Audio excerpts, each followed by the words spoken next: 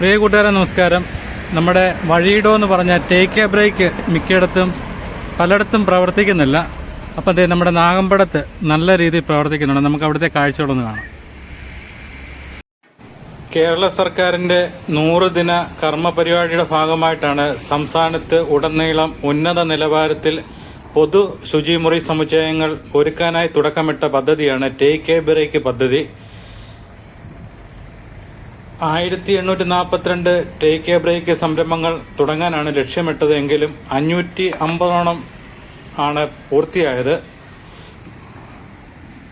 അതിൽ ഉദ്ഘാടനം കഴിഞ്ഞ് പ്രവർത്തിക്കാത്ത നിരവധി ടേക്ക് എ ബ്രേക്കുകളുണ്ട്. അതിലിപ്പം നമ്മുടെ പുതുപ്പള്ളിയിൽ കുറച്ചുനാൾ പൂട്ടിയിട്ടു, വീണ്ടും തുടങ്ങി, അതുപോലെ വീണ്ടും അടച്ചു പൂട്ടി. അതുപോലെ കൈതപ്പാടത്ത് ടേക്ക് എ ബ്രേക്ക് ഇപ്പം പൂട്ടിയിട്ട നിലയിലാണ്. അതെല്ലാം ഞാൻ വീഡിയോ ചെയ്തതാണ്. അതുപോലെ നമ്മുടെ ഇല്ലിക്കൽ ഇതുപോലെ ഒരെണ്ണമുണ്ട്, അതും പൂട്ടിയ നിലയിലാണ്. അങ്ങനെ സംസ്ഥാനത്തിൻ്റെ വിവിധ സ്ഥലങ്ങളിൽ ടേക്ക് എ ബ്രേക്ക് തുടങ്ങിയെങ്കിലും കോട്ടയം ജില്ലയിൽ 135 തുടങ്ങാൻ ലക്ഷ്യമിട്ടത്. അതിൽ 73 കോട്ടയം ജില്ലയിൽ പൂർത്തിയായത്. അതിൽ 9 പ്രവർത്തിക്കുന്നില്ല. 22 പണി നടക്കുന്നുണ്ട്. പുതുതായിട്ട് 13 അനുമതിയായിട്ടുണ്ട്. പക്ഷേ ഇതൊന്നും പാലിച്ചുകൊണ്ട് പോകുന്നില്ല. അപ്പോൾ ഇന്ന് നാഗമ്പടം ബസ് സ്റ്റാൻഡിൻ്റെ ശുചിമുറിയുടെ വീഡിയോ എടുക്കാൻ വേണ്ടി അവിടെ വന്നപ്പോഴത്തേന് അവരെല്ലാം പറഞ്ഞു ഇവിടെയാണ് പോകുന്നതെന്ന് പറഞ്ഞു. അങ്ങനെ നല്ല രീതിയിൽ ഇത് പ്രവർത്തിക്കുന്ന കണ്ടുകൊണ്ടാണ് ഇതിൻ്റെ വീഡിയോ എടുത്തത്. അപ്പം കുടുംബശ്രീയുടെ പ്രവർത്തകർ ഇവിടെയുണ്ട്. ഈ ടേക്ക് എ ബ്രേക്കിൻ്റെ നടത്തിപ്പ് കുടുംബശ്രീക്കാണ്. കോട്ടയം മുനിസിപ്പാലിറ്റിയുടെ 52-ാം വാർഡില് ദർശന കുടുംബശ്രീയാണ്. ദർശന എത്ര അംഗങ്ങളുണ്ട്? ഞങ്ങളിപ്പം 3 പേര് ചേർന്നിട്ടാണ് നടത്തുന്നത്. നിങ്ങൾ 3 പേര്. എങ്ങനെയുണ്ട് ഇത് പോകുന്നത്? നന്നായിട്ട് പോകുന്നു, വളരെ നന്നായിട്ട്. ഇത് എത്ര നാളാണ് ഇതിപ്പം തുടങ്ങിയിട്ട്? ഇത് 2ാമത്തെ വർഷം. ശരി. ഇതിപ്പം ബസ് സ്റ്റാൻഡും ഒക്കെ ആയതുകൊണ്ട് കൂടുതൽ ആൾക്കാർ. ഒന്നാമത് ഇവിടുത്തെ ടോയ്ലറ്റ് എല്ലാം മിക്കതും പൂട്ടിക്കിടക്കുക. അത് തന്നെയല്ല, ഒന്നും വൃത്തിയില്ല, ഒരിടത്തും വൃത്തിയില്ല. അതാ ആൾക്കാരെല്ലാം നോക്കുന്നത് കൂടുതൽ. ഇതാ ഈ വഴിയിടത്തിലേക്ക് ആൾക്കാർ കൂടുതൽ കയറാനും ഒക്കെ ശ്രമിക്കുന്നത്. അപ്പൊ ഇതിന്റെ കൂട്ടത്തില് ലഘുഭക്ഷണശാലയൊക്കെ ഉണ്ട്. അത് ഭക്ഷണമുണ്ട്. പിന്നെ ഞങ്ങൾ ഉച്ചയ്ക്ക് ഊണ് കൊടുക്കുന്നുണ്ട്. ഊണ് കൊടുക്കുന്നത് പാഴ്സലായിട്ടാണ് കൊടുക്കുന്നത്. പാഴ്സലായിട്ട് ഞങ്ങൾ പാക്ക് ചെയ്ത് കൊടുക്കുന്നുണ്ട്. ഉണ്ടല്ലേ? ഒക്കെ നല്ല രീതിയിൽ പോകുന്നല്ലേ? ഞങ്ങളുടെ അവിടെ ഉള്ളതെല്ലാം പൂട്ടിക്കൊണ്ടിരിക്കുക. ഇത് കണ്ടപ്പോൾ ഒരു സന്തോഷം. അതുകൊണ്ട് കേട്ടോ. പേരെന്നായിരുന്നു? പേര് അലീന. അലീന. ഞാൻ ഇതിന്റെ ഒന്ന് കൂടെ എടുക്കാമേ. ഇവിടെ ഇത് 2 ടോയ്ലറ്റാ.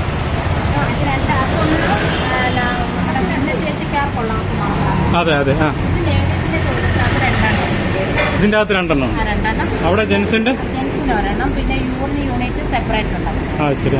പിന്നെ ഇത് കൂടാതെ ലേഡീസിനുള്ള നമ്മുടെ പാഡ് റിമൂവ് ചെയ്യുന്ന മെഷീന്, പിന്നെ അത് കൂടാതെ ഇത് നമ്മുടെ എന്താ ലേഡീസിന് സാനിറ്ററി പാഡുകൾ വെക്കാനുള്ള അത് വെൻഡിങ് മെഷീന്, അതൊക്കെ ചെയ്തിട്ടുണ്ട്. വളരെ നീറ്റായിട്ട് നല്ല രീതിയിൽ സമൂഹത്തിൽ എല്ലാവർക്കും ഉപകാരപ്രദമായ രീതിയിലാണ് ചെയ്തിരിക്കുന്നത്. എപ്പോഴാണ് രാവിലെ തുറക്കുന്നത്? രാവിലെ ഞങ്ങൾ 7 മണിക്ക് തുറക്കും. വൈകിട്ട് ഞങ്ങൾ 6 മണി. നേരത്തെ 7 മണിയായിരുന്നു.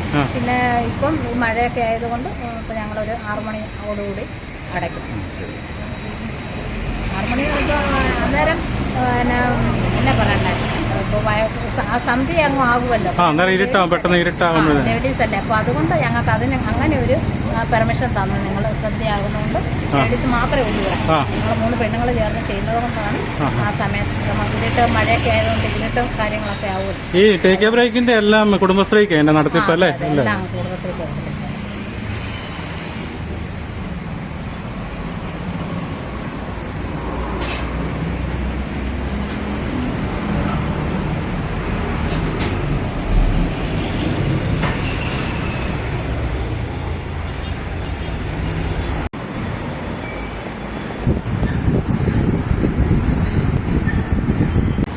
ചെറുകടിയൊക്കെ അങ്ങനെ ഉണ്ടാക്കണോ അതോ ഉണ്ടാക്കാം? ചെറുകിട വ്യവസായം പോലെ ചെയ്യുന്നവരുണ്ടല്ലോ, അവരിൽ നിന്ന് വാങ്ങുന്നുണ്ട്. എല്ലാം വൈകുന്നേരം. പിന്നെ അതെ അതെ, എല്ലാരും ജീവിക്കാൻ വേണ്ടിയല്ലേ. ചായ എല്ലാം കൊടുക്കുന്നുണ്ടല്ലേ? എല്ലാം ഇവിടെ. നിങ്ങളെവിടെ താമസിക്കുന്നത്? സംക്രാന്തി. ഇങ്ങനെ പൊളശ. എല്ലാം മാറി അല്ലേ എല്ലാരും?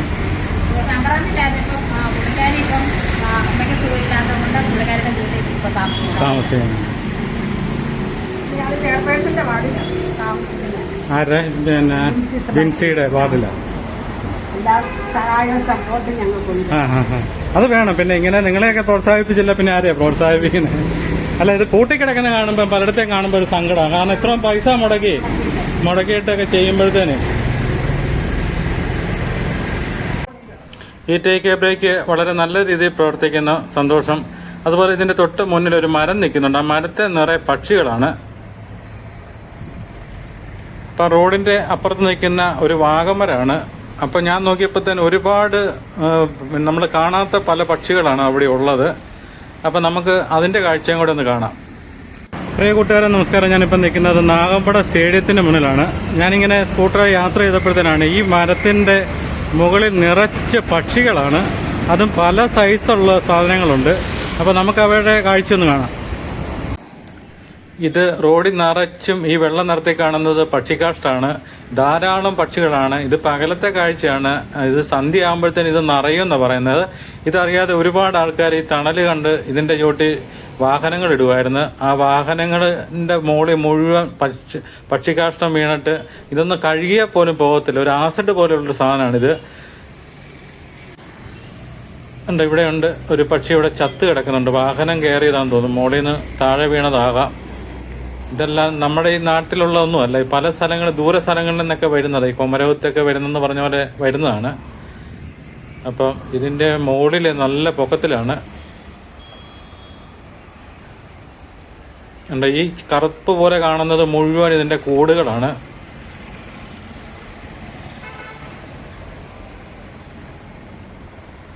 ഒരുപാട് വർഷം പഴക്കമുള്ളൊരു വാഗമരമാണ്. ഈ പ്രദേശത്ത് മുഴുവൻ തണൽ തരുന്നൊരു മരമാണ്. അതിൻ്റെ ചില്ലുകളിൽ മുഴുവനും ഇത് കൂട് കൂട്ടിയിരിക്കുകയാണ്. നമ്മുടെ കോട്ടയത്ത് റെയിൽവേയിലും ഇതുപോലെ തന്നെയുണ്ട്. അവിടെ പാർക്കിംഗ് ഏരിയയിലൊക്കെ ചിലപ്പോൾ നമ്മുടെ കാർ ഇട്ടിട്ട് പോയിട്ട് കഴിഞ്ഞാൽ, കറുത്ത കാറൊക്കെ ഇട്ടിട്ട് പോയി കഴിഞ്ഞാൽ എടുക്കാൻ വരുമ്പം വെള്ള കാറായിട്ട് മാറും. അതുപോലെ ഇത് കാഷ്ടിച്ച് വെക്കും.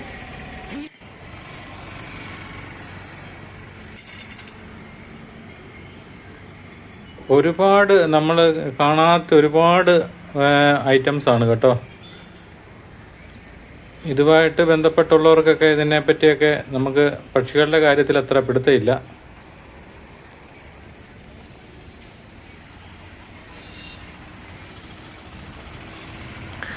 ദേശാടന പക്ഷികളൊക്കെയാണിത്.